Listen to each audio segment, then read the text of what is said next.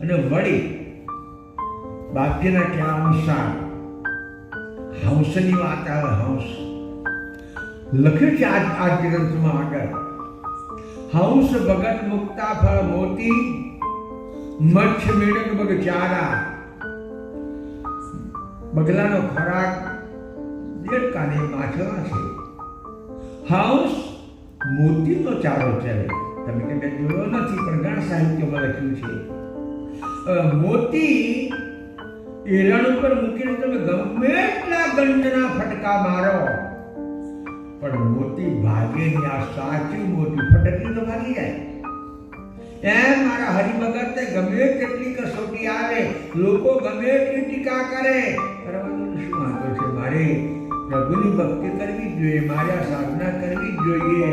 જે સાચો ભગત હોય તે, નહીં તો પેલું મોતી ફટક્યું હોય તો ગણ પર નલકામાં ભાગી જાય. સાચું મોતી જે ગણના ફટકાથી ન ભાગે એ પેલો હંસ થાય અને પચી જાય, ઓગળી જાય. એની ઉજળીમાં કેટલી ગરમી હશે.